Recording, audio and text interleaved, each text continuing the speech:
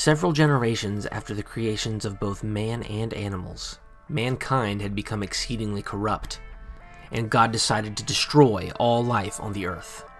One man, Noah, was righteous in God's sight. God decided to spare Noah and his family, but he gave Noah a chilling word. God said, "I will wipe from the face of the earth the human race I have created, and with them the animals, the birds, and the creatures that move along the ground, for I regret that I have made them." But then God told Noah how he would protect him and repopulate the earth. He said, "Make yourself an ark of cypress wood, and of every living thing of all flesh, you shall bring 2 of each sort into the ark, to keep them alive with you. They shall be male and female. Of the birds according to their kinds, and the animals according to their kinds. Of every creeping thing on the ground, according to its kind. 2 of every sort shall come to you, to keep them alive." The biggest questions posed by skeptics are, how did Noah get all the animals on the ark? It would not have been big enough. The Bible does give us some details about the ark's construction.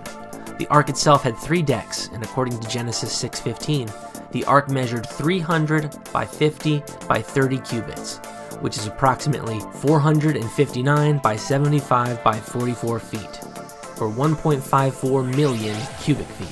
This is about the same size as 340 semi-trailers, which would be 6 lanes wide and a half-mile long. In Genesis 7:2-3, God commanded Noah to take 7 pairs of the clean animals, presumably for sacrifice, and a pair each of the unclean animals. In the original Hebrew, the word for beast and cattle in these passages is the same, behemah, and it refers to land vertebrate animals in general. The word for creeping things is remes, which has several different meanings in Scripture, but here it probably refers to reptiles. If we presume that the word kind is synonymous with the word species, there are not very many species of mammals, birds, amphibians, and reptiles. The evolutionary biologist Ernst Mayr gives the number of species at 17,600. God created a number of different types of animals with much capacity for variation within limits. For example, horses, zebras, and donkeys are probably descended from an equine or horse-like kind that was present on the ark. Dogs, wolves, coyotes, and jackals are probably from a canine, dog-like kind that was present on the ark. Today, all different types of domestic cattle are descended from the aurochs, which became extinct in the 1700s, and the aurochs itself may have been descended from a cattle kind including bison and water buffaloes. In most cases, those species descended from a particular original kind would be grouped today within what taxonomists call a genus. If you take 8,000 genera, including those that are extinct, there could have been 16 to 25,000 animals on board. Also, it is a likely possibility that God brought to Noah infant or juvenile animals, which would be significantly smaller than adults, thus enabling him to fit more animals. Some would also raise the question, how did all the huge dinosaurs fit onto the ark?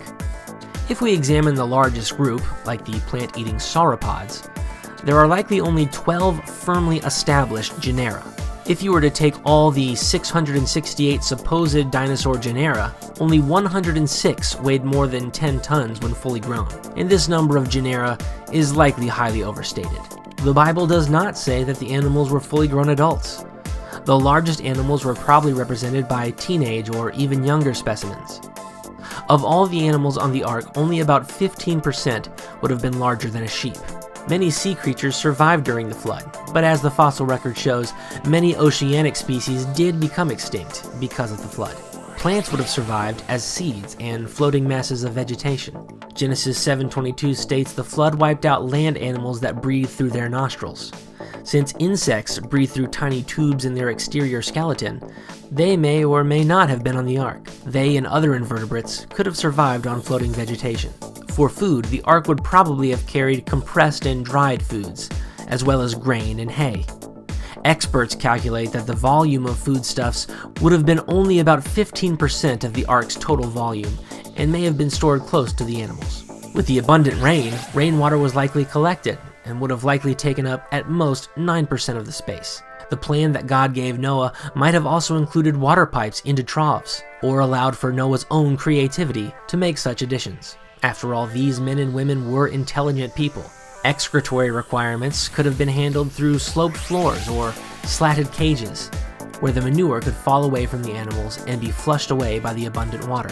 Absorbent materials like sawdust and peat moss could have also reduced the moisture content and odor. The Bible does not rule out the possibility of hibernation during some of the flood, but there was still space even if the animals had normal day-night sleeping cycles.